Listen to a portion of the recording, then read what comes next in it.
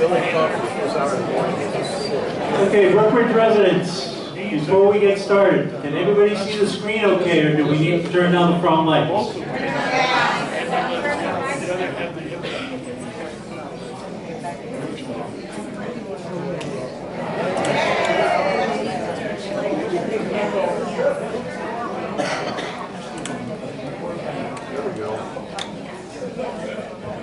Welcome. I'm so glad to see all of you here to get the information for Gate Sentry. I think you're going to be very interested, and it's going to be a plus for our security system that I know many of you want. Watch closely. At the end of the video, we will have a representative there, and he will take some of your questions. We'll have someone going around with a mic, so when you do, everybody can hear what your questions are. Okay? Okay, Mike. Welcome to the Gate Sentry Resident Orientation Session. We appreciate the opportunity to serve your community, and we're excited about this. We would love to share a little bit of detail about Gate Sentry and how to use the system from a resident perspective. But first, let me give you a brief overview of what Gate Sentry is and how it works. Here on the screen, you'll see a picture of a tablet as well as a mobile application or mobile device. As a resident of the community, you will have the opportunity to log into your account using either a web portal or your smartphone. By logging into your account, you'll be able to update your guest list at any time. When you submit a guest update to the system, it will automatically feed to the tablet at the security gate. The security staff will be able to see your visitors, admit them using the Gate Sentry tablet, and then when they do admit them through the gate, you will automatically receive a notification that the visitor came through. Those notifications can come either on your smartphone or via email. That's a big picture of what Gate Sentry is. But who are we? Gate Sentry, essentially, we are specialists in community security. We provide security and software to some of the top communities across the United States. And we have hundreds of clients, guards, and gates that we serve, not only domestically, but internationally as well. So how does Gate Sentry work? We've already described. Linking you as a homeowner directly to the security staff so that you have two-way communication. By updating your guest list in real time, the process at the gate will become streamlined, and the gate staff will then be able to log in visitors very easily, efficiently, and quickly. Finally, the most important part for you is receiving visitor arrival notifications when that visitor comes through the gate.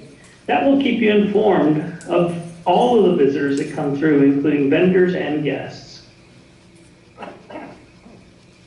So we've talked about Gate Sentry from the perspective of the security team using tablets at the gate to manage that access. But for you as homeowners, again, you have access to update your guest list both on your computer, either at home, the office, or abroad, even anywhere you are. As long as you can log into the internet, you can get onto Gate Sentry. Or you can do that through your mobile device. And that includes both phones and tablets. So we'll cover in this brief session how to access your account, how to use the web portal, how to download and use the mobile app, and then how to get notifications both via email and through your mobile device. And then finally, how to get technical support should you need it. The first thing you'll need is your Gate Sentry welcome letter. The welcome letter comes typically via email directly from Gate Sentry. If you did not receive this, please check your spam folder. You may not have received it if your email address is not on file with the management office.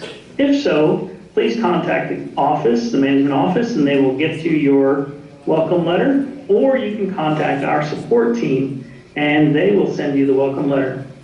I'll show you the support email and contact information later. Once you get your welcome letter, They'll give you information about how to get on the apps or the website, but the most important part is your access code. The access code is what's needed to register your username and password and log into your account. Of course, you can use the web portal or the mobile app to create your account and log in. So once you have your access code, you can log into the web portal.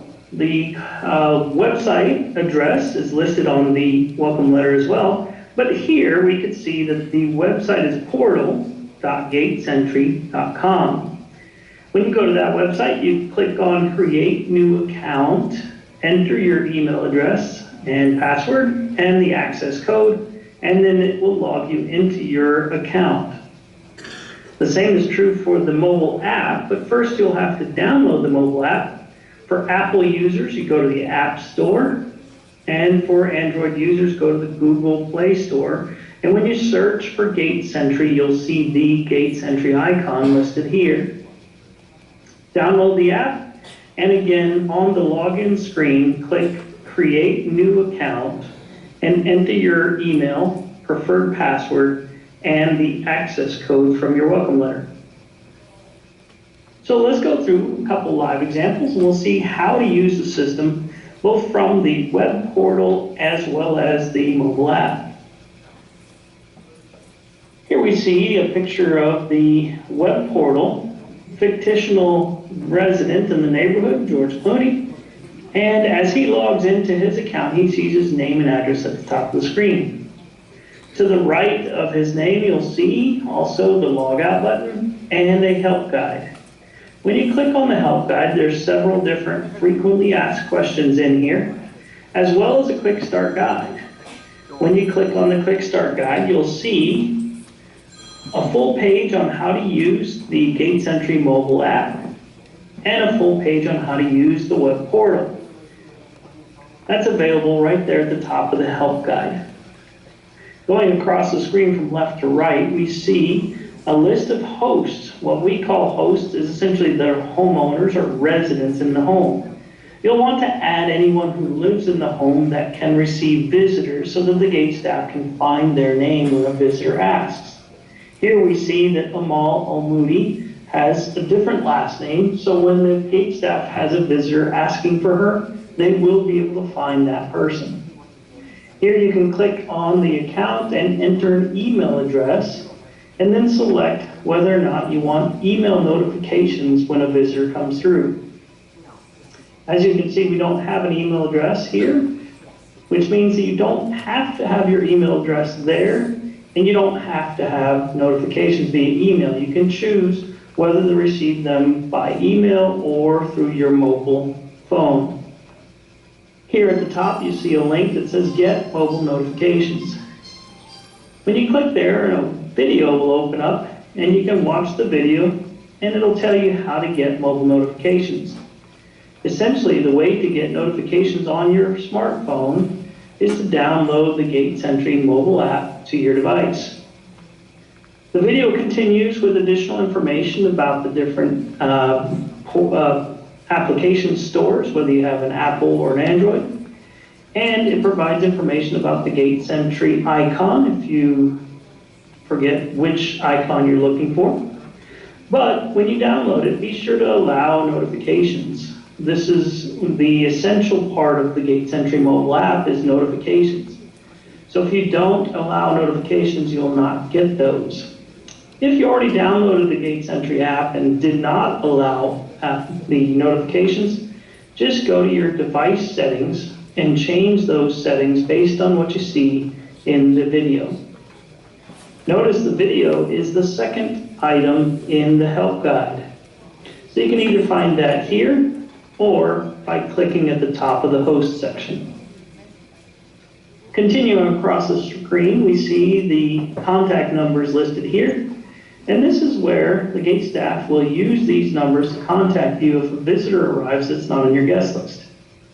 You'll want to put these in priority order, since the gate staff will start at the top and work their way down.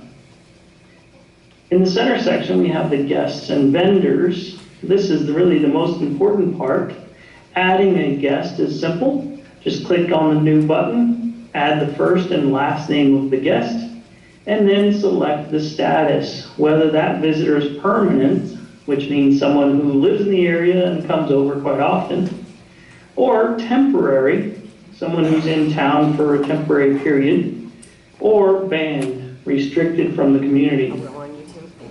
For temporary visitors, you can select a single date, or you can select a date range. And that date range will be available for that visitor to visit, and at midnight of that day, here in this example, September 2nd, the visitor will drop from the list automatically. You can also set these dates in the future. So if a visitor's coming over on September 1st and will be here for 2 days, you can set that up ahead of time.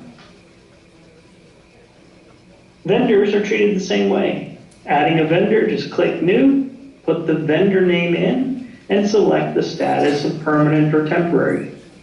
When you add a vendor, please do not add the employee name. If you know the driver that's coming over, it's okay, just add the company name. The gate staff will take the rest of the information when that visitor arrives.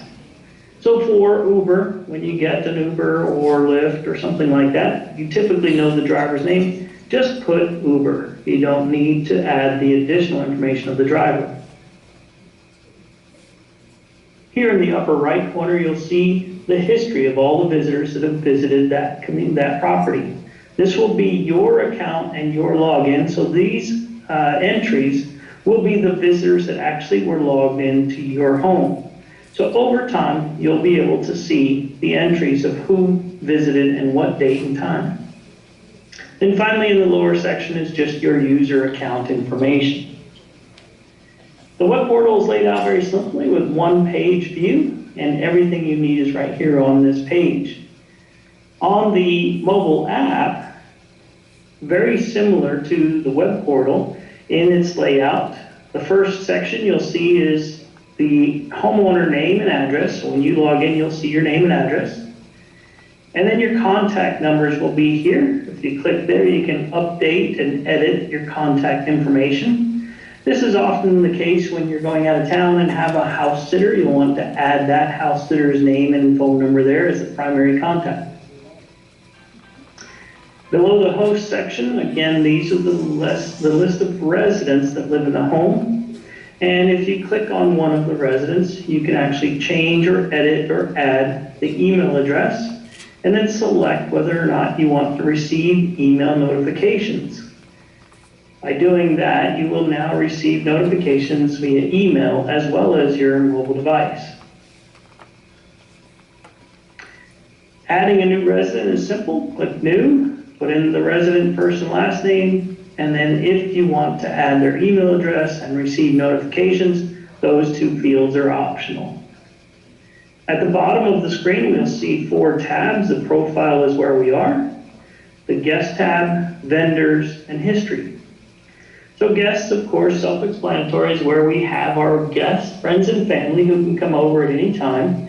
And adding a guest is simple. Click on the add button and put in the first and last name, as well as the status. Again, permanent, temporary, or banned.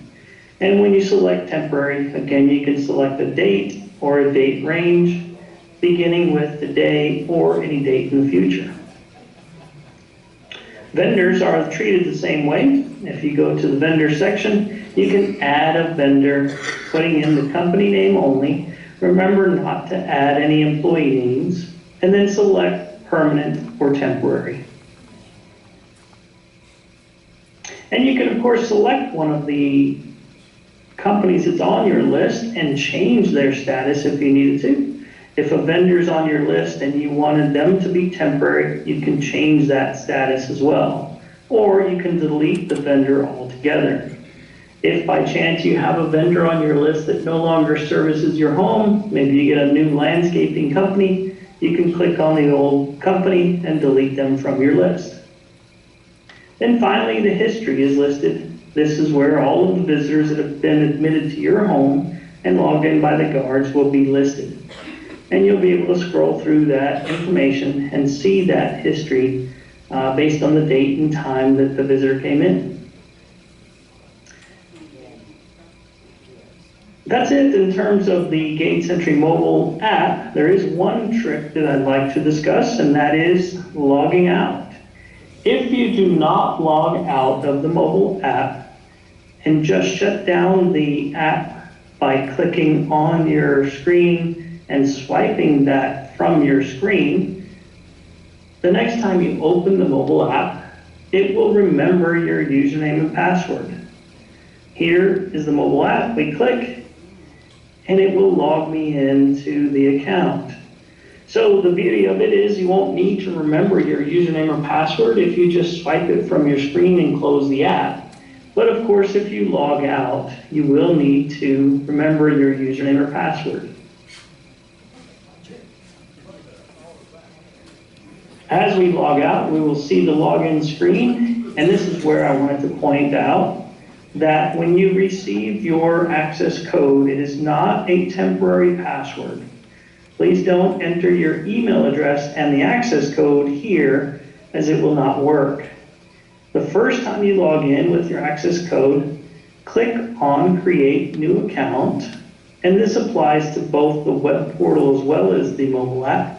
Click Create New Account, enter your email address, your preferred password, and then finally the access code. That will register your user information and log you into your account. If by chance you ever forget your password, you can click on the Forget Password link. There's one here as well as on the web portal, and you can click here and enter your email address to receive a password reset. Well, that's it in terms of how the system works. Let me cover a couple of key questions, frequently asked questions. First, where do I get my access code? If you did not receive that via email or regular mail from your management office, please email support@gatesentry.com. If you'll send us your name and address, we will send you your access code. You can also, of course, contact the management office, and they should be able to give it to you as well. Second question, how do I get visitor notifications on my cell phone or tablet? Well, of course, the important part is to download the Gate Sentry mobile app and log into your account. You will not get notifications from just putting in your cell phone number into your profile. You need to actually download the app and log into the account. And note that you can do this on tablets as well, and you will get notifications on your tablet as long as your tablet is on a Wi-Fi signal. So you can have multiple devices throughout the home, his phone, her phone, his tablet, her tablet, whatever number of devices will all receive notifications when a visitor comes to the gate. What if I forget my password or user ID?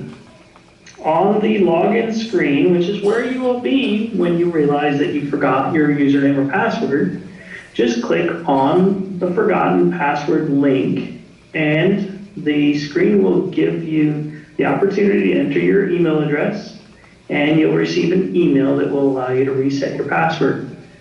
Please remember that that email address should be entered in all lowercase letters, and you'll want to use the email that you used to create your account. Sometimes people have work emails, personal emails, and if one of those emails doesn't work, doesn't send you the login code, please use the other email. And the system will tell you immediately if it does not recognize your email address. But that is right on the login screen, so it should be right at the point that you realized you've forgotten your password. And the last question is, how do I get technical support? Email our staff at support@gatesentry.com, and they'll be happy to help you with your account, with any other question you might have, or help with your Gate Sentry application. The support staff is available Monday through Friday, 8 to 5 Eastern Time, and we try to respond to your emails within the same business day. Depending on the time of day, sometimes that may be the next morning but certainly within a business day, you'll get a response from the support team. We'd like to thank you for joining us today. We appreciate the opportunity to serve your community. I'm very excited about that. Please contact us if we can help you, and thanks again for joining.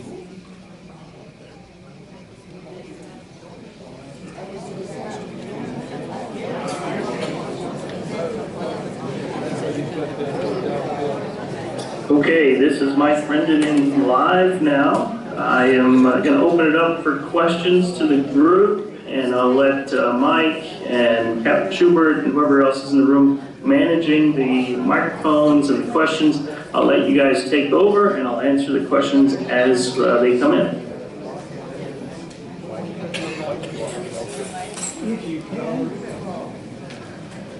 I'll work the other side. What if you don't want to use the system? That's not why it's not. Give it a second. Yes, it is. Yes, it is. You got to talk right into it. What if you don't want to use the system? I think that's a question for the management staff. It's just a question of their policy on how to manage that process.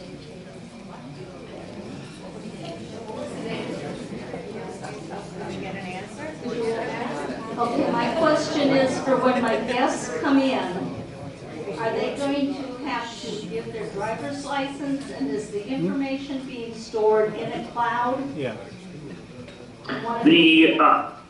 Go ahead. And what if they refuse to give their driver's license? As I understand it, there is not an ID policy. There's not a requirement to show ID. It's only based on certain policies that the management staff and Captain Schubert are managing. So the question of driver's license is really best for them as to when and if ever they will require ID.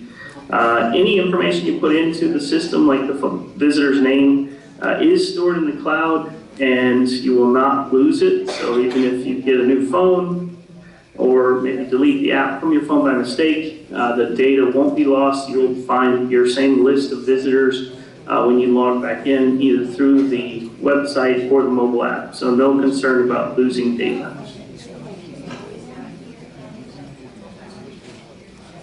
What is this system costing us? What is the maintenance fee to the community? And why weren't we allowed to vote on it? I think I have to let the management staff answer those questions again, since I'm really just training you on how to use the system. When are we going to get an answer? Yeah, when do we get an answer? He has nothing to do with it. We have vendors that come in to multiple households. How will the vendors sign in that are coming to multiple households? There is a wonderful function on the Gate Sentry tablets that the staff will use. It will list all of the residents who have that same vendor on their account. And so when the vendor comes in, the Gate staff can ask the vendor which homes that person is going to that day, select them from the list, and it will log that that vendor was going to each of those homes, and it will send a notification to each of the residents in those homes. How are you going to control all the people coming in for the dances and for bingo? I will kind of assume for Captain Schubert and his team that we will be creating accounts for those events. There is a way to manage events separately, and that list of bingo participants or tennis or whatever else the events are, there will be a specific list of those visitors, and they will log in just like any other visitor, but to that specific event. If I have a group coming, do I need to put every single person's name in it? It depends on the size of the group. If it's a smaller group, yes, we'd prefer to you just put the names of the visitors in. If it's a large party, we have an event function that we're testing. We'll be testing with the Gate staff, but there's also probably a current process that we can continue to use until we have that event function in place. Okay, then ambulance and fire? Nothing changes. All of that continues as they were before. Hello? Are we still Hello? going to be able to get through the gate with our barcodes?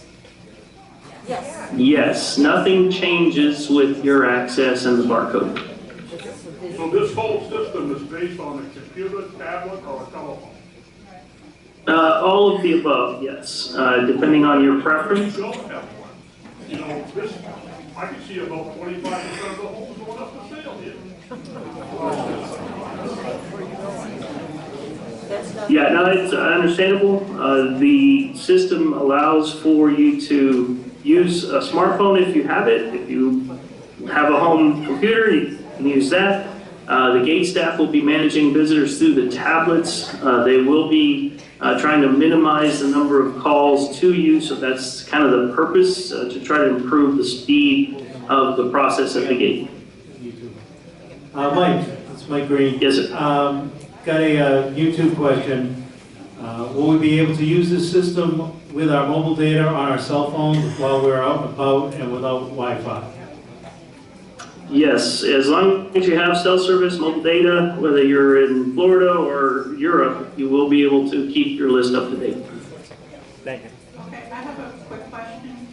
Can you just get notification through email, or can you get text messages?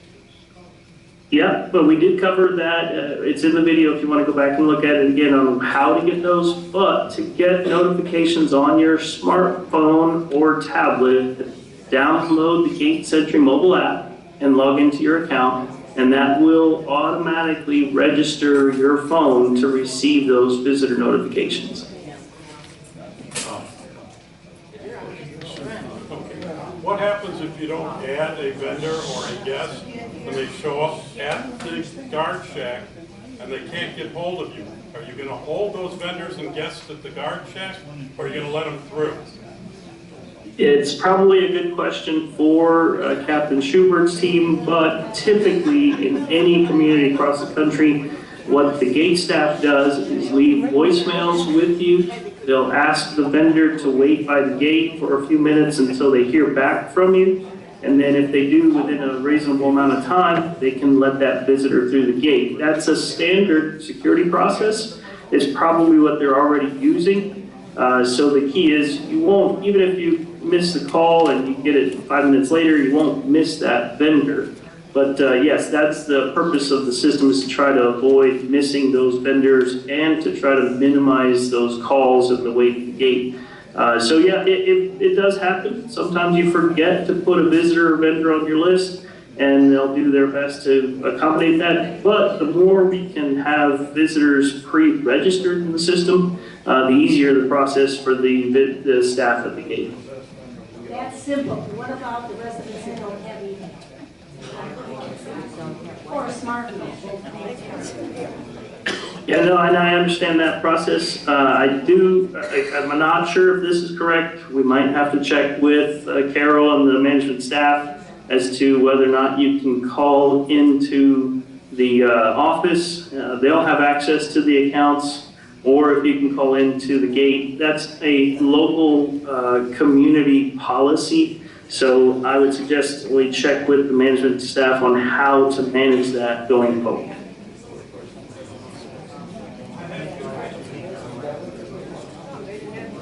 Quick question. Yes, sir. I'm not sure that I can quantify the level, but I can tell you that all of the data is encrypted in transit and storage. And in terms of the quality of the security, we use Amazon Web Services for all of the storage. They are the #1 storage company in the world, and they provide the #1 security for that. So by proxy, you're actually getting the best storage of the data. Keep in mind, the only data that we're keeping is your name and address and your visitor names. So there's no sensitive information in Gate Sentry. You say you're only keeping the name and address, but management says that they're going to scan driver's licenses, so that is going to be accessed by if there's a break into the system. So are you using AES security on your web browsers? AWS. And you're using it with Amazon, right? That's right. Now, the ID, again, the ID policy on whether or not they'll be doing anything with IDs is up and it's not decided at this point. There is no current requirement to show an ID, so I don't know that you have any concern with that at this point. Well, showing ID is going to cause a lot of people a lot of aggravation. Nobody likes the information that's scanned into a database. So the second question I have is, if there's two of us in the household,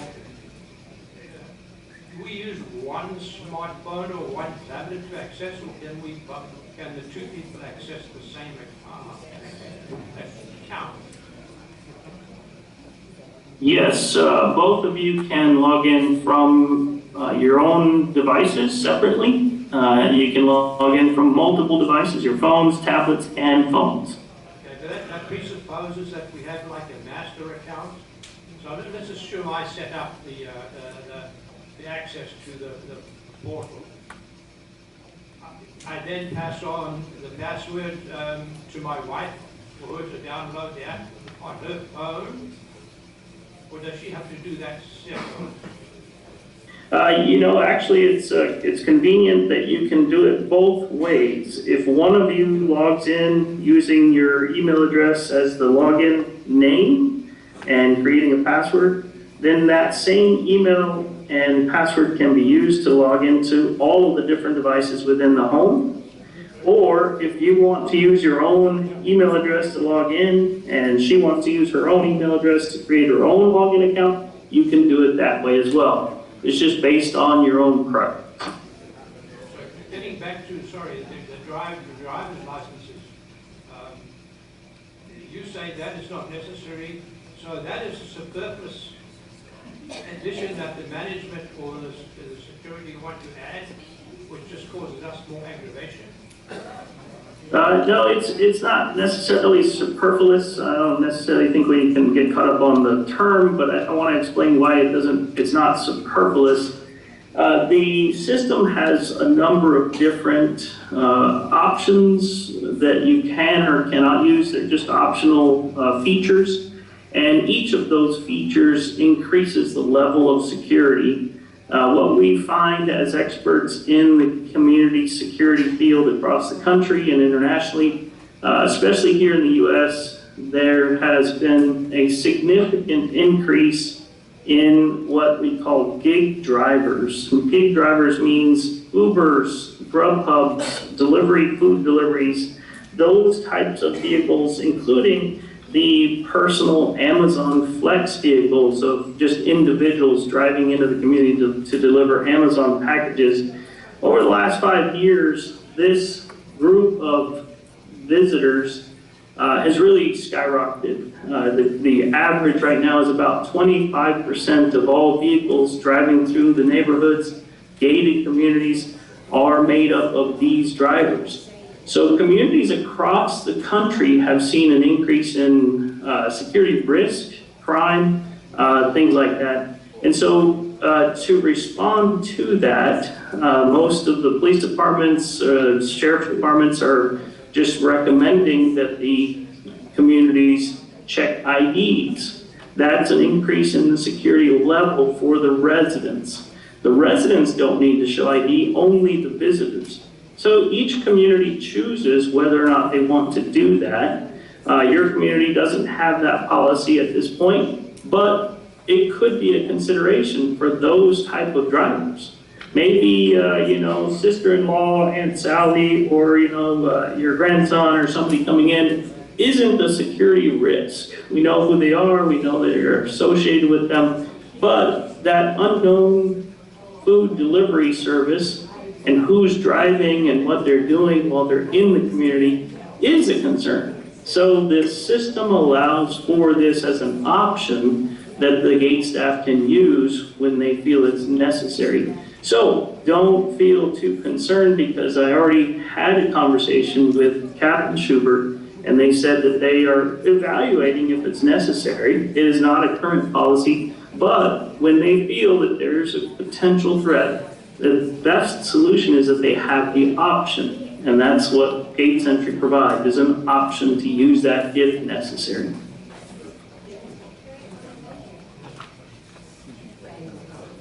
I see a serious problem in this, hello? Yeah, go ahead. I see a serious problem when it comes to visitors that can't be contacted through the phone. And when you're online, in front, the cars, how are you gonna be able to turn around if they have to wait 2 or 3 minutes? That's gonna be a serious problem. Next month's. A bottleneck situation. Everything comes to a standstill. Yeah, and that's not any different than every other community in the country. The key is that the more you as residents can pre-register your visitors, if you know they're coming, if you call a service company to come and clean the home or fix the AC, you know it's happening, go ahead and put them on your list in Gate Sentry, and it resolves the bottleneck. Okay, we all know that sometimes it gets forgotten. You may have forgotten to put the person on the list, or you forgot and scheduled that service. That's understandable. The key is the way that the gate staff manages that process by leaving a voicemail and queuing that visitor at a different point until they hear back from you. We want to minimize that for sure, because we don't want every visitor to be queued up in a waiting list. So the solution is you. You are the solution, and that is to register the visitor when you know they're coming. It really resolves the problem that you've identified. This is really for the board. I understand that you're going to schedule workshops on this in the future? Was that what you said? And there'll be a chance for us to iron out all these issues on those further workshops, because I did have a question, the same thing about driver's licenses. And I am concerned about people's personal information being stored. And I think it's a question that we can all ask at a workshop. And my understanding from this gentleman is that that's going to be up to the board to decide. So that is a good idea. Okay. Mike, a quick question regarding the license. If I recall correctly, we're not scanning the licenses, we're just taking a picture of the front of the license. That's correct. The Florida statute, the Florida law, prohibits anyone from scanning the back of the ID, the barcode on the back of your driver's license. That is where sensitive data is stored. There's actually social security numbers and stuff like that on that barcode in the back of your ID. The front of the ID really doesn't contain anything sensitive. Your driver's license number isn't really a secret number. It's very well accessible to any number of people. So the way Gate Sentry follows the state law within Florida and provides the most security for that information is that it's a flat file image, a picture, quote unquote, flat file, which means it can't be scanned for numbers. We're not doing character recognition and extracting driver's license numbers and storing those separately. The ID is actually just a flat file. So for anyone to try to get information from that is very, very difficult, and it is following the Florida statute. So the idea is that we've done all of this with the most concern for information safety.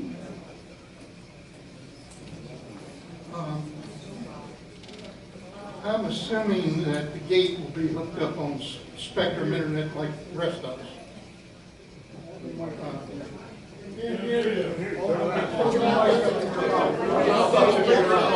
Is that any better? Yeah. Okay. All right. I'm assuming the gate's going to be hooked up on Spectrum Internet like the rest of us.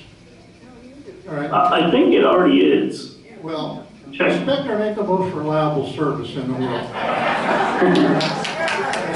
I hope there is a process or procedure or backup for the gate to continue operation when the internet's down, because that happens quite a bit in the air.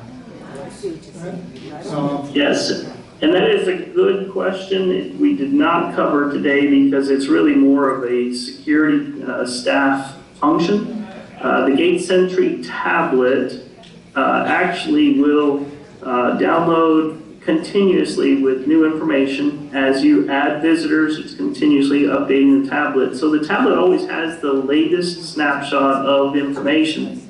The good news is if the power goes out or the internet just by itself goes out, the tablet still has that very last snapshot of data. So it's as if you were printing the data every moment of the day, every second of the day. The tablet will have the last bit of information at that point, and the guards or the gate staff will not need to stop and use something else. The tablet continues to operate, and they're able to continue to manage visitors.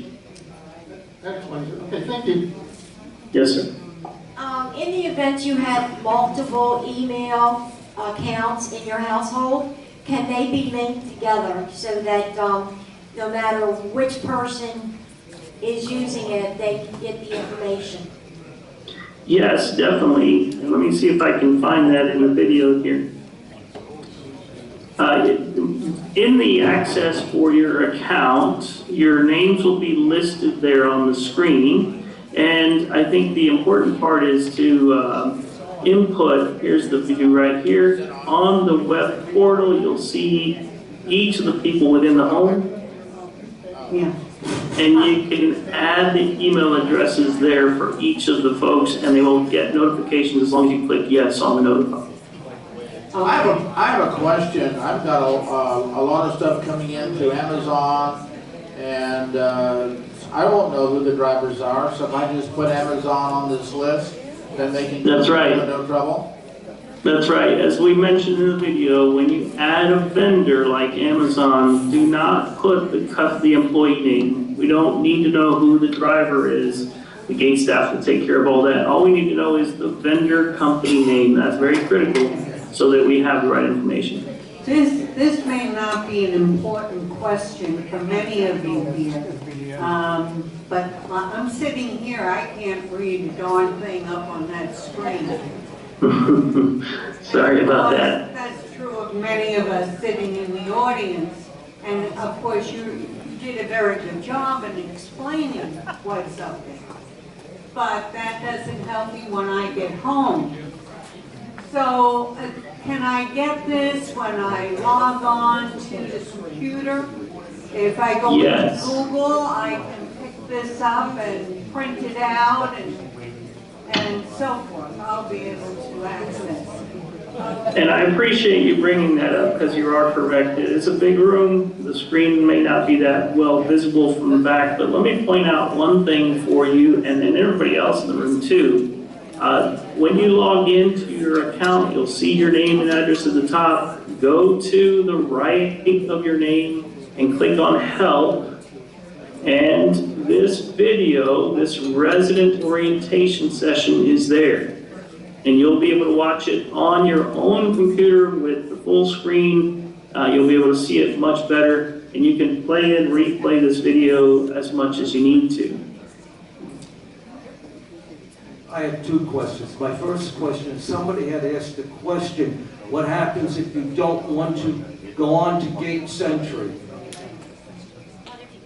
Yeah, and I think the question is really going to be for the board. Well, how are they going to manage that? Are you going to not receive visitors? And it's really just a policy of the idea is the system is very user-friendly, very simple in terms of just adding visitors and putting them on the list. So the preference for the benefit of the majority of the community for the reducing the lines and the wait at the gate, the preference is for as many of you as physically possible to use the system so that it reduces the workload on the gate staff. So if you just absolutely refuse to use the system, then that's completely different. If you don't have a computer, that's a different question. So all of these questions really just need to be addressed to the management and the board on how what the policy is for the community and how they can manage that. Now, we're a senior citizen community, and probably looking, the people here are in their late 70s and their 80s, and they may have a little bit of trouble, a lot of trouble, working their computers or smartphones, tablets, to get into this. So, I'm just saying, it seems like I don't know. Understandable, yeah, definitely understandable. We deal with the same question at every single customer site, hundreds of communities all over the country. They all have, folks like you're suggesting that maybe not as tech savvy or don't use computers regularly. That does happen, it's completely understandable. What we've tried to do is make it so simple that it's really just a matter of what you see on the screen. Put a first name, a last name, and then choose if this person is permanent or temporary. And that's it. Once you save that, it's a done deal. So it may take watching the video once or twice, but once you get the idea that you can put a visitor on the list very simply, and add that visitor, put their first and last name and save, then it realizes, oh, okay, that's not that difficult. Just one, what if you have 4 visitors in a vehicle? You have to list each visitor in that vehicle? Typically, it's just the driver. If you have, generally you know that Mr. and Mrs. So-and-so are coming to visit, you put Mr. So-and-so, even if he's in the passenger seat, they can tell the gate staff who he is and they'll see that person's name. I just want everyone to know, I'm sorry a lot of people left. Anna, our president, has been writing down all of your questions. And we will have another workshop and all of those questions will be answered. So please keep going with your questions because I know this is a new system. I know the board and Captain Schubert and the management has been looking into this. And the reason why we did it was because of the safety. So many people have talked about the safety. We have an aging population. So I don't want you to think of this as a negative, but please keep the questions coming because Anna is writing them down. She will have them all resolved, and then we're going to have a workshop to help everybody. Okay, you still haven't answered the question about bingo and the dances when people are coming in. You're not going to have the same people coming in every week. So how are you going to keep track of all these new people? And we have to keep track of everybody, and them people coming in don't have to keep track of anybody. They can just come in, I'm going to the dance. How do we know they're going to the dance? I'm going to the bingo. How do we know they're going to the bingo? May I answer that so question? How are you going to control that? May I answer that? The way it will be set up, and I'm sorry that Captain Schubert isn't here to help answer some of these questions. You will get a letter. He mentioned the letter at the beginning, and there'll be a letter addressed to you, or it'll be on your email, reiterating everything he said at the beginning of that video, how you can set it up, your password, etc., etc. The way my understanding is, there will be separate accounts. If you're Friday night bingo, you come in, where are you going? Bingo, that goes in that account. Your Amazon, where are you going? So it's in an infancy. It'll take us a little bit of time to finite it, but it is going, in the long run, it is going to be better for this development, and the people that do not have access to their computers, etc., come to the office, and the office will help you out and work with you. I just had a suggestion from Ron Ross, and I thought it was a very good one. He said, why can't we have small sessions? Invite 6 or 8 people, come in, and somebody will sit down and work with them, work with you, helping you get it up and running. Have several of those. He's willing to help out. I think that's a great idea. Town hall is wonderful, but hands-on are so much better. So that's something that we're going to look into, but have patience. Give us time. We're doing this for you and ourselves. Any questions you have? Okay. I have one, you might have already covered it, the identity code. Were there letters already sent out? Because I don't recall us getting one. Identity cards? No, the access code. Code. That's what I was just telling you, the letter, you'll either get a letter or it will be on your email. that will have all that information for you. I have it on my email today. I think Ken does. The letters were being stuffed yesterday, so they will either go out today or tomorrow. My question is, in order to get notifications, do I have to leave the app logged on? That is a good question. I appreciate you bringing that up because the answer is no. If your phone is turned off and then it turns back on and your app is not running, physically running, you will still get notifications.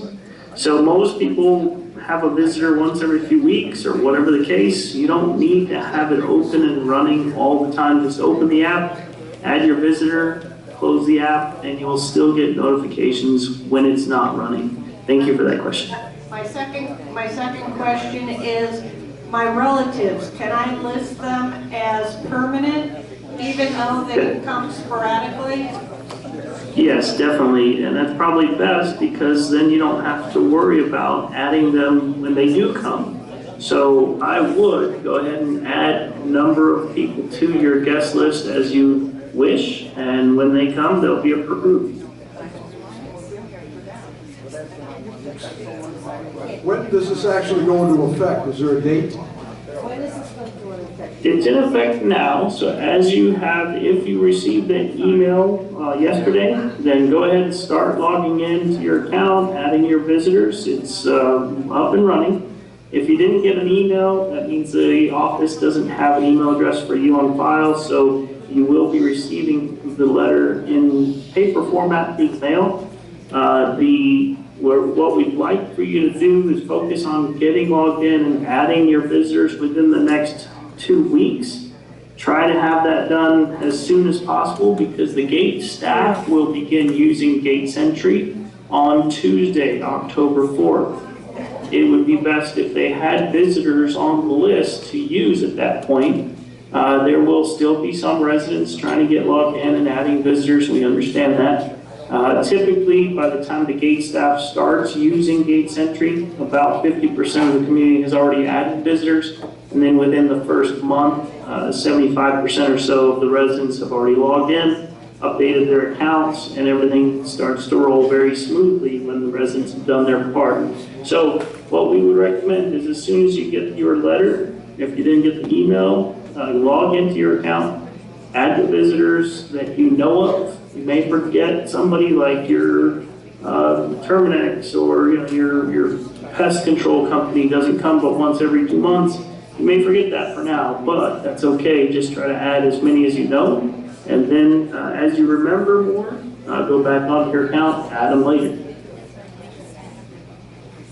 Yes, thank you for taking my question. I just wanted to suggest maybe something else. Like if you were having a dinner party of 10 or 12 people, could you just use the tenant's name, like my last name Mockabee, where they could pull up to the gate and say Mockabee, and then, the people in the car, or if you're going to have 4 or 5 cars, would that help any? That was just my suggestion. I don't know. Rather than add 20 people on a list, Thank you. Yeah, I don't know if the HOA's policy or Captain Schubert's policy for managing visitors would allow for that because it does open the door for anyone to just say your name. Of course, they have to know you're having a party, but it really comes down to a question of how does the gate staff manage that process now, and do they want to continue that? So we'll kind of address that in the questions and training with the gate staff when it comes. If I ever just get a random call that so-and-so is going to be at my house in 2 minutes to drop something off, can you ever just call the gate and say, Sue, we'll be here in 2 minutes? If they're not on your list, if you don't have time to go in the house, get on your computer, will you be able to call the gate ever? Yeah, that is a good question, but again, a question for the board and for the gate's staff, Captain Schubert. Some communities will no longer take calls after a certain point, let's say 1, 2, 3 months into using Gate Sentry. They will say if your visitor's not listed in the system, they're not getting in. Typically, that's larger communities because of the workload at the gate, the number of cars. As I understand it, there's close to 2 million cars coming through the gate at Brookridge each year. So I think the key is that to minimize the number of calls to the gate is really important. It may be more convenient to just call the gate, but then they can't get to the call, they can't answer, they're too busy. So the goal is to try to make it as easy as possible so that all your visitors get in quickly. So yes, the preference is for you to, even if it takes 1 minute longer for you to add the visitor in the system, it will save maybe 10 minutes at the gate. Question regarding unexpected visitors. Yeah. If you're not at home, let's say I have my cell phone and I'm playing tennis, and I have a husband at home who doesn't have a cell phone and refuses to use one. And we have somebody coming in unexpectedly, especially around this time, which happens quite a bit. They're going to Winter Haven, they're going to Fort Myers. Oh, let's stop at Brookridge and surprise them. Now the guest is there. I'm not available at the cell phone. Do you make a landline call to the house, or do you deny the guest, or they're not a guest, they're a surprise visitor? Are they denied access to us? The gate staff typically, and I don't know the exact policy for your community security staff, but the gate staff would typically contact your home and try to get authorization for that visitor if they're not listed on the list. Here in the contact number section, you have an option to put in a home number, a landline number, and then you can go in and add a cell number and actually put in the digits for that cell number. So the key is that the number of phone numbers you have listed, the gate staff will try to use to enter them in. But if they can't get a hold of anybody, they may have to turn that visitor around. You said earlier that the driver's license doesn't involve any personal information, it's just going to scan the front. But do you realize that some driver's licenses have the date of birth on the front, which can open possibilities for anyone to scam? Yes, I understand that. This is fairly easily accessible information, but yes, I understand it does have that.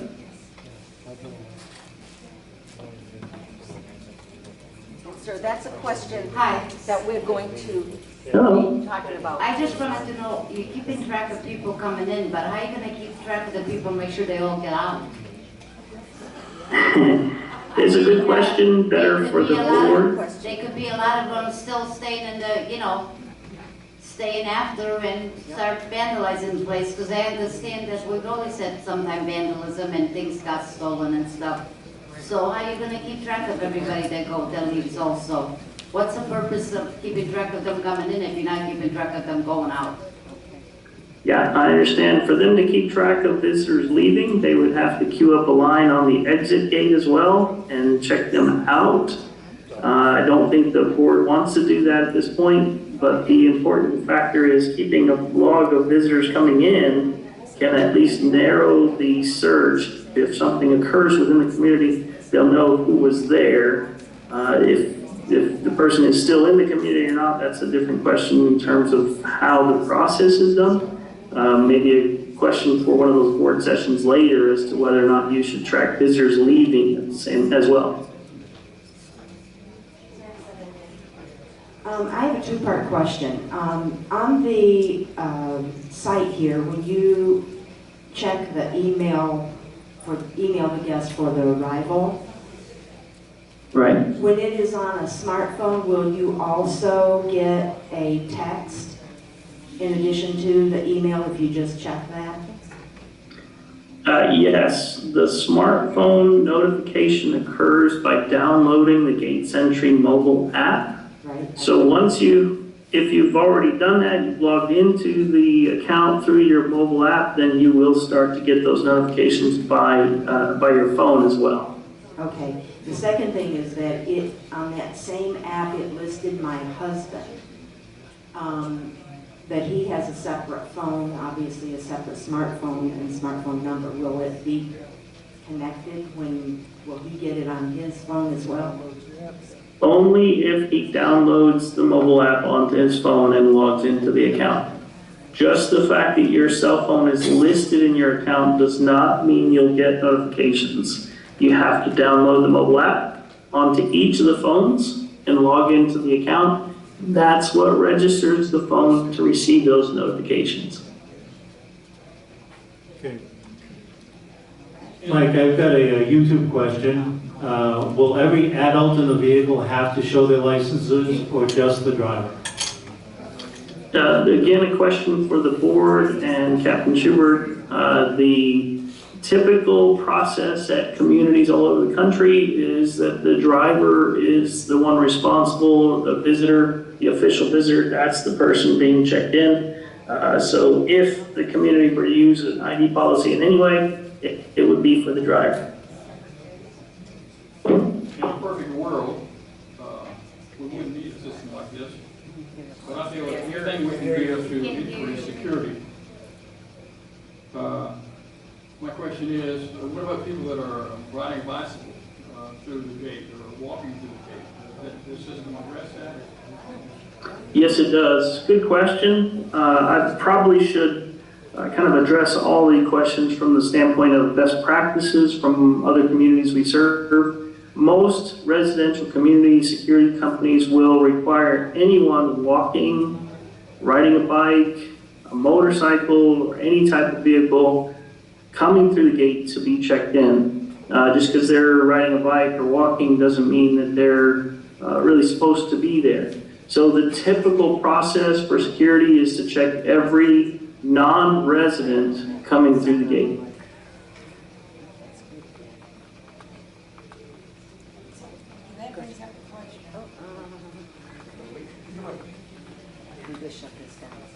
Well, Mike, we may What if you're a run out of time. Go ahead. What if you're a resident with a motorcycle and you have to go in and out through the main gate? You don't have a barcode because it doesn't register on the barcode. He has a number. Now, how are you going to handle those? Because we have a lot of motorcycles in here. Yeah, it's a question best for Captain Schubert and how they currently handle that. That should not change based on this addition of the system. Because I mean, when he goes in and out of the gate, they don't have to notify me. Yeah. I guess is what I'm trying to say.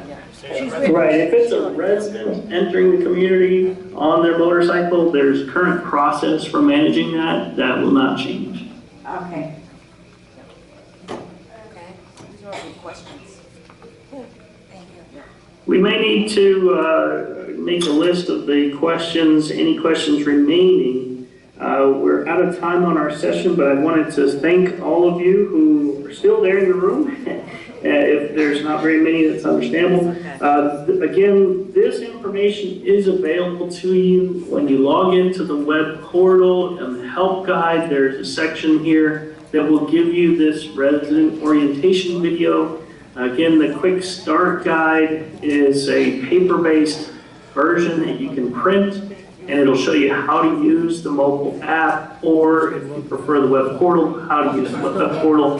So a lot of beneficial information here for you. If there's further questions, what we would suggest is that you contact our support staff. We can help with some technical support. The other thing that could be done possibly is to, in the future sessions, if there are future sessions with the board, then those sessions may be able to address some of the questions. As you can see, a lot of the questions that are coming up are not necessarily technical or how to use the system, but more procedural. which means if it's something that the gate staff needs to change or if the board needs to approve in a process, then it's really kind of a better question for the board themselves. So at this point, what I'd like to do is kind of transition back to Mike and the team in the office there to kind of close out the session. But we are excited to be part of the community and serving you. And we will look forward to helping anyone who needs technical support and addressing future questions, which I know the board will send to us if there are additional questions from here. Mike, I'll turn it over to you. All right, thanks, Mike. I'll let you close it out, and then, of course, let us know if we can do anything further to help with the questions. You know, like here, I'm pulling up the gate. I'm going to the John Brown's house, 703. How can that make it easier? I just wanted to suggest that. Yeah, but he's representing Gate Sentry. He's selling the product that we bought. So it's like, but again, we've looked. I mean, I'm trying to keep it simple for all of us. You know? Yeah, it's not a problem that's solved simply. It's like, so, because then you got to have punch codes, and then you got to rearrange everything, because now who's going to punch the code, the driver or the passenger? Trust me, I've gone to some of the other neighborhoods around here which have those, and yeah, they've built it so that you've got a panel, but that's another piece of equipment that you've got to maintain too, which is, because I was on the advisory committee when we started looking at this, and this was the third one. I didn't get to. I wasn't involved in this one. Was this the easiest one? They're all pretty easy. I mean, it's just people have got the blinders on that they don't want, because we've got one problem, which is we've got a lot of people yelling, this place isn't safe, this isn't secure, people are getting in here, we shouldn't be in here. Well, this is what you have to do. And then we have the people who say, like, all right, why should I use it? It's like, well, we got people, it's the same thing with speeding. The people who don't speed, they don't really care. The people who speed, who get tickets and lose their privileges, they're making more noise, but it's like, you're speeding. What do you mean? This is more, people want to feel secure, and it's the same everywhere. You know, my wife was pet sitting up in Wellington, and they had a system like this, and it was, we went to go one day, and the people forgot to call her in. So she had to go around because she knew some other people in there. So it's, sometimes it can go a little too far, but again, the problem we have is... If you had a code, you pull up, you can say 1, 2, 3, or, check, there's 1, 2, 3. But again, most of these systems, if you got the smart, because again, yes, we know we've got people who don't have computers, don't have smartphones, but for the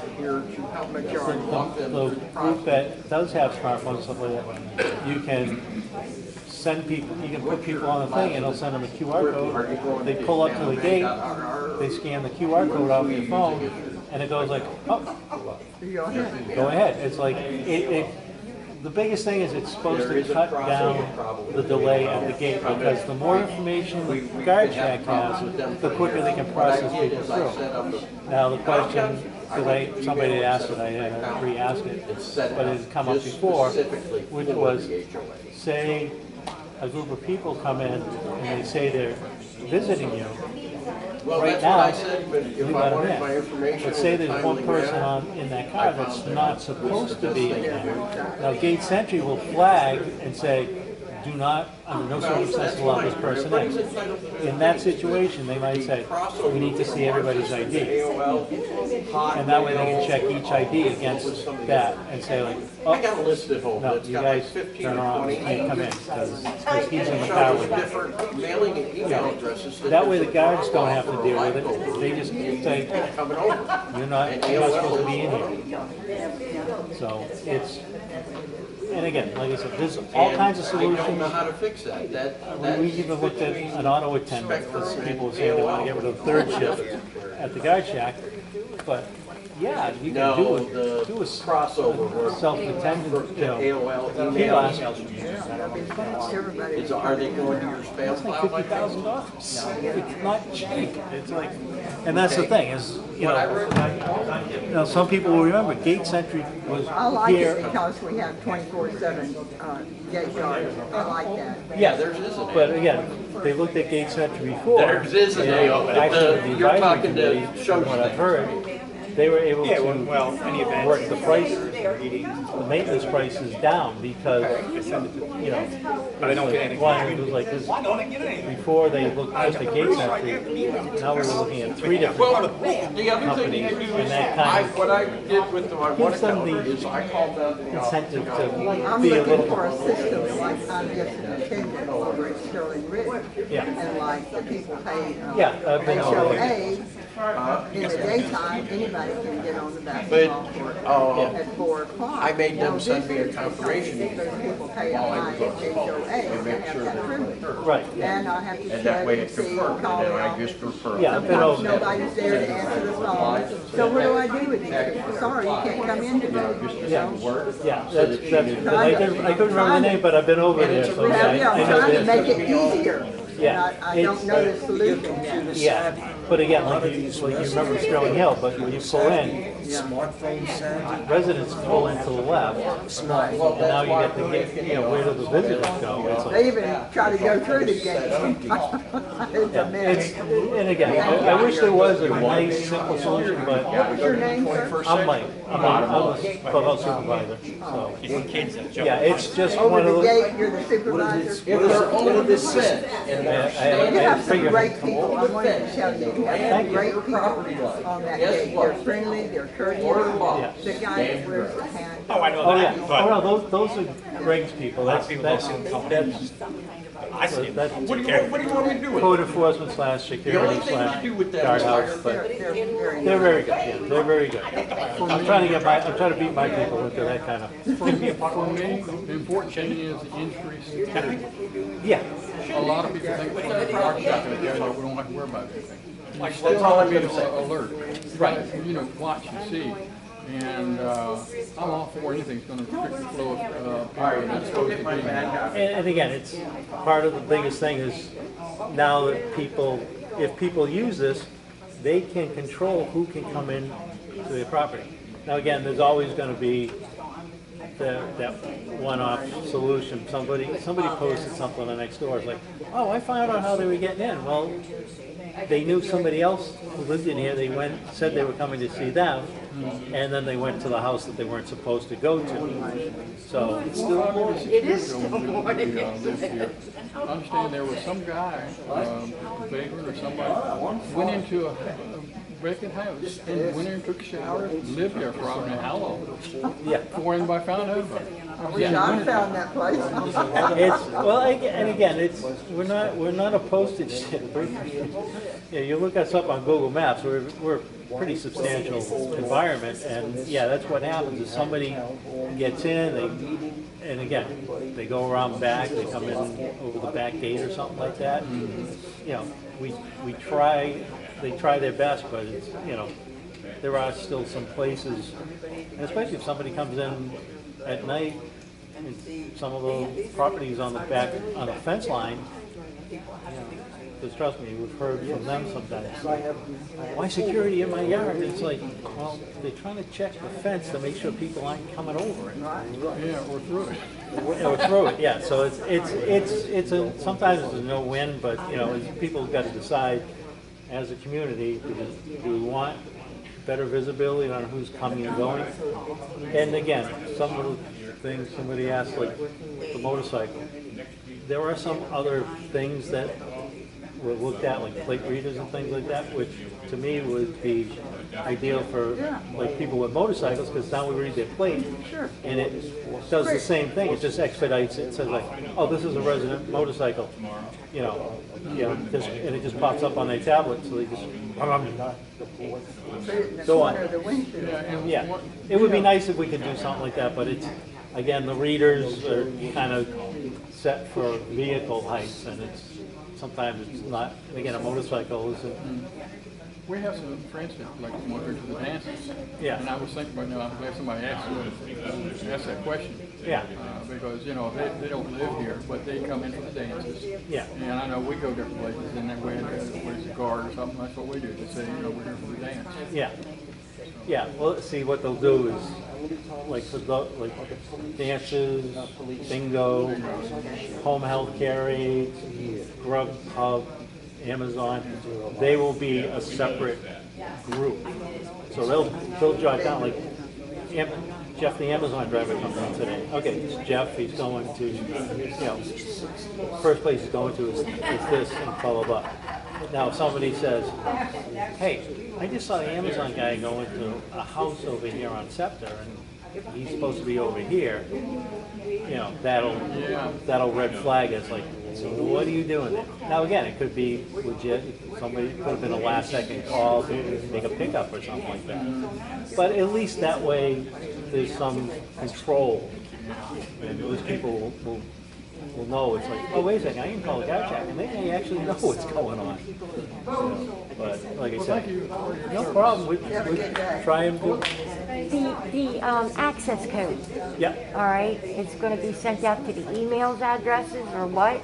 It'll go to email, or it will come via snail mail. They'll send a. If you don't have an email address. I don't know who it would be under or anybody, anything else You take like care. that. Yeah, it's if. I'm not How soon should we be getting them?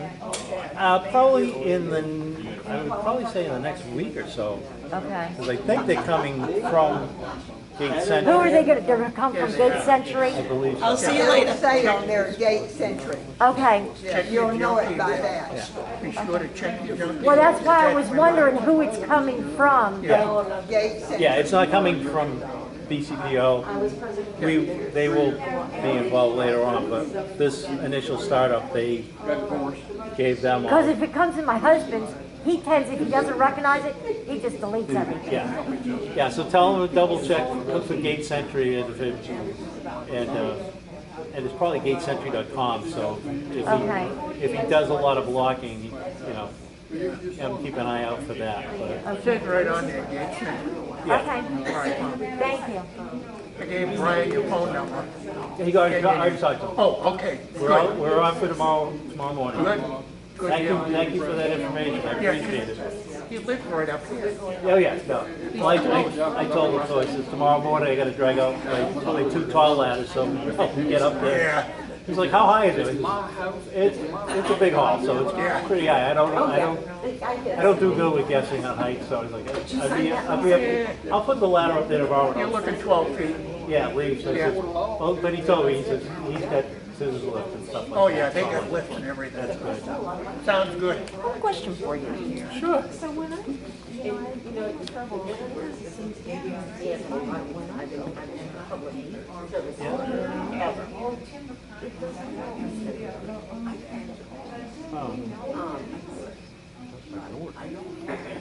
Okay. Does it rotate? No, yours doesn't. Yeah, I would probably see if you can put the auto rotate on. That way, it'll. I don't know. I've only got 30 years in IT, so. But trust me, this is. Come over to the house where our net's not working.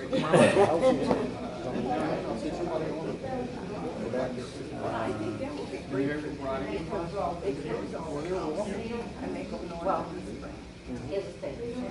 Most places really they don't want that.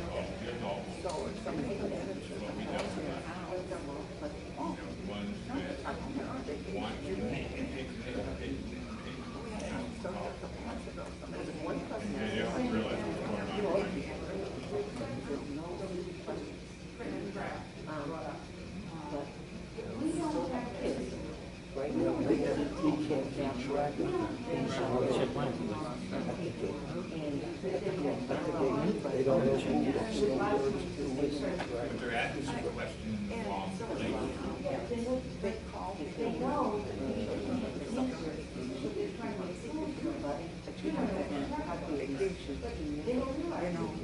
5-1 to 10:30.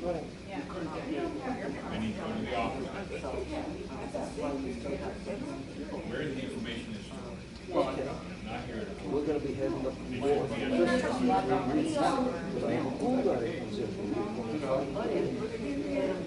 I'm on vacation. Or, I'm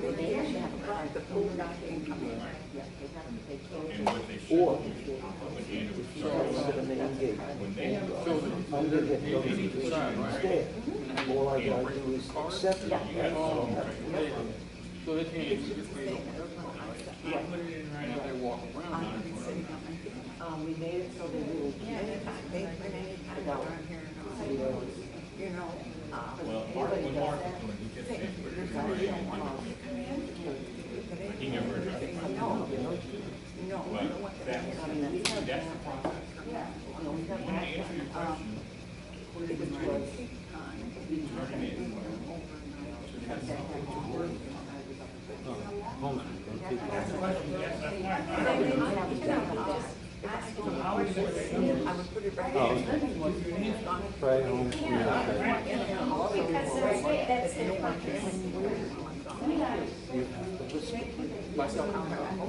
I don't want to change too much change. Anybody or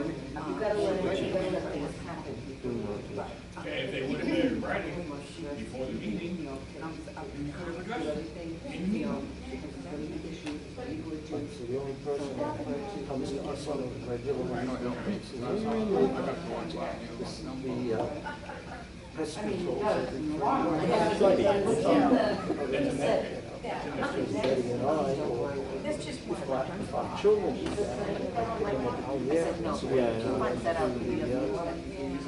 oh well, I have to go. So it's nice talking with you. Okay.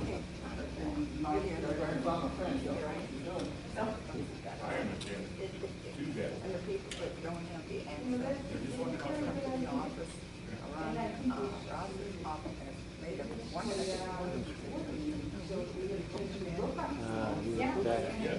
Even if they don't do it in time, if they have a question, I know, I hate it too, but it's like, yes, so that they have to work, so they can come back and give you when you have to sit there trying to remember every question that was asked, you're not going to remember. So therefore, that will cut down to people saying, well, I asked the question, but I didn't get it. handle a lot of people at once. Well, no, because there were so many questions asked, you couldn't remember all the questions. it's just a home site. Right. I'm used to other ones where everything comes on. I don't know why he went off like that. It's all stuff he already knew. Well, we're figuring it. He knew it was online. I don't understand that. Then I. 30, yeah, so. We've got to be small group. Oh, yeah. The longer the group, the more. We get, that's what I'm saying. You can't. Because I said in one of his posts. People. Yeah, he said, two next door. What his does is fine.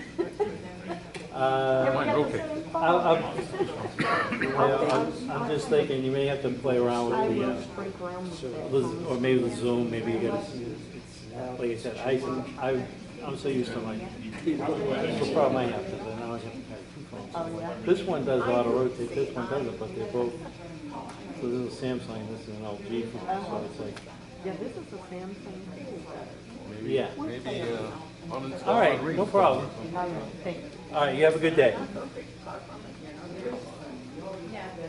Hey, Mike, how you doing? Oh, is that, okay. Thanks, Alan, you take care. Okay. Thank you. Because you get attacked. That's kind of funny. There was. I started getting attacked before I even framed it. Oh, yeah. I screw it. Okay.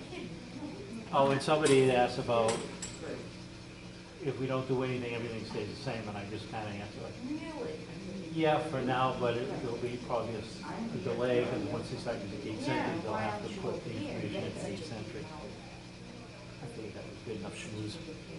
But they liked it, except for one guy, he's like, I can't see the thing. I says, the first thing I did when I went live was I said, we can't display it. But you can't see the little light writing, but you saw the boxes, and that's Right, what well, I got it on the recorder, so the recording shows, you can actually see you can see what's on the screen.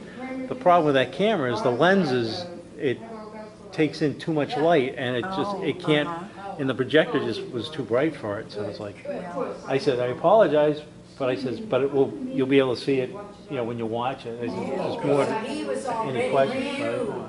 All the people's like, all of a sudden it's like, how much are we paying for the, because a couple questions like that came up, and I says, you need to direct those questions to the BCPO board, because I was like, this is about user orientation.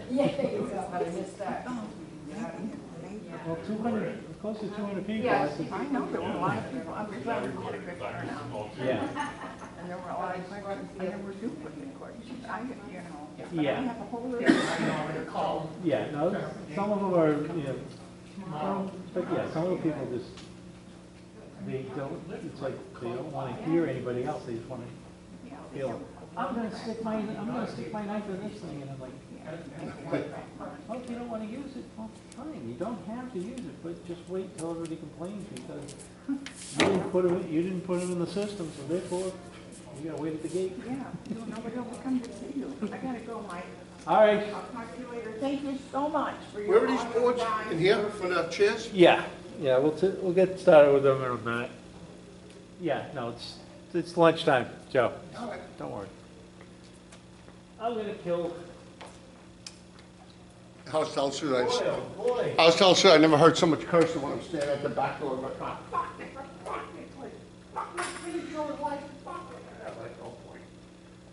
They're just like, especially when some people are like, well, why isn't it voted on? But it's like, one, it came out of the reserves. Yeah. So it doesn't require a vote. Not everything requires a vote. I have to look at it all. Yeah.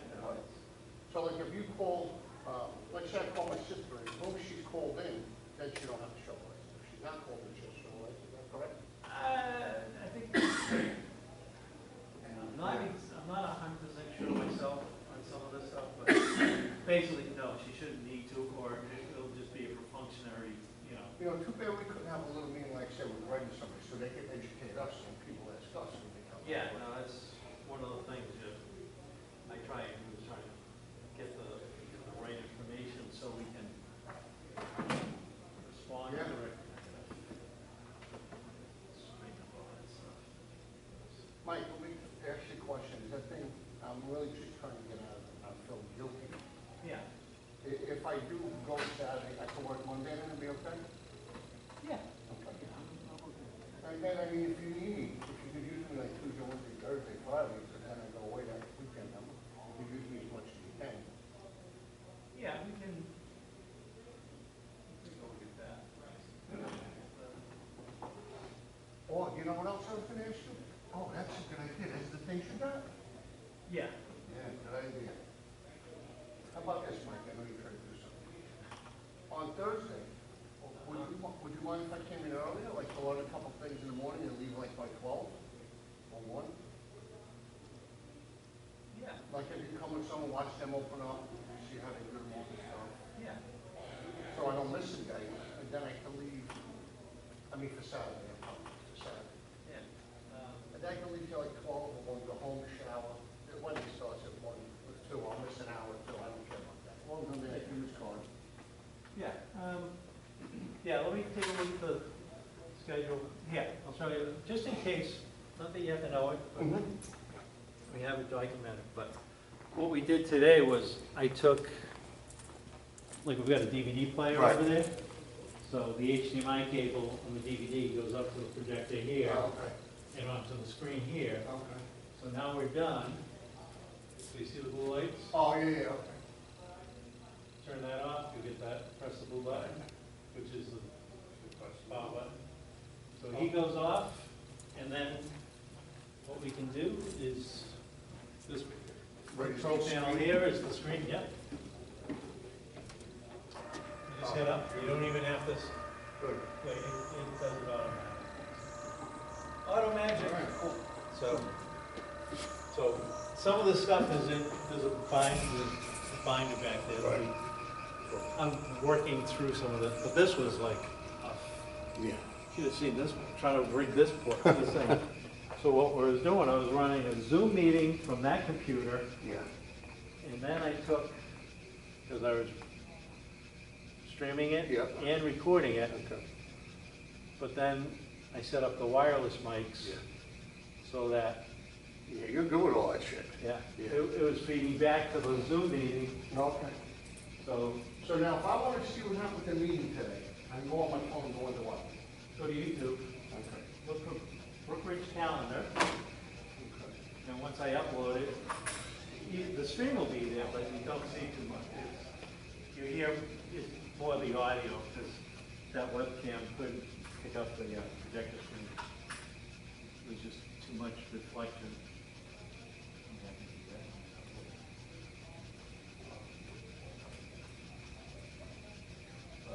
Yeah, if you go to YouTube and go to Brookridge calendar, you see all the meetings.